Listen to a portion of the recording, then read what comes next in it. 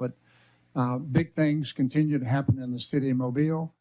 Mayor Sandy Simpson is talking about plans to redevelop the Mobile Civic Center and bring Amtrak service back to the port city.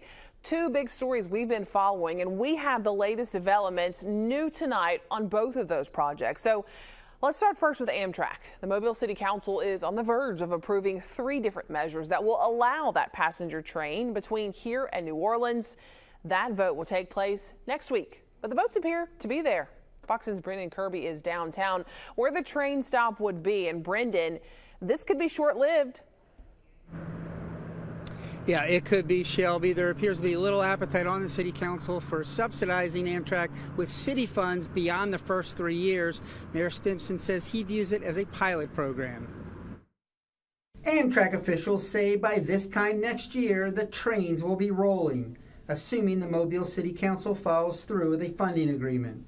The council is expected to vote to spend a little more than $3 million over 3 years to subsidize operations. 2 related measures are up for a vote: a lease agreement allowing the train stop to be built between the Convention Center and the Maritime Museum, and a resolution formally accepting $1 million from the Alabama Port Authority toward the $3 million cost.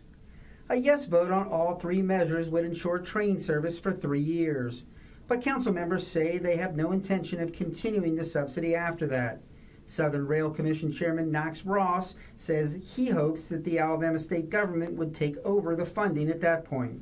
What this does is gives us 3 years to prove it, and then we believe we'll prove it.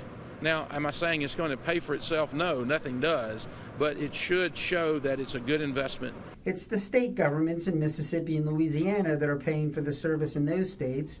Alabama Governor Kay Ivey recently indicated that she's willing to explore state funding, but she was non-committal when I asked her about that this week. The city council, I'm told, is going to meet, I think it's August 6th, to finalize that, and we'll go from there. It may feel like it's taken forever for the council to make a decision on this, but Ray Lang, Amtrak's vice president for state-supported services, says it's not unusual. We run 353 trains a day. New routes and services are harder to start, always. They really always are. We just started a new service to St. Paul, Minnesota this year, and that took a similar amount of time to get up and running. Lang says the state of Indiana at one time sponsored a train line that included funding from city governments, but he acknowledges no current lines are funded that way. That's what's driving opposition of council members like Ben Reynolds. It's basically the city of Mobile subsidizing the federal government's operation. I think it's very unique for the country to have a municipality financing a federal operation such as Amtrak.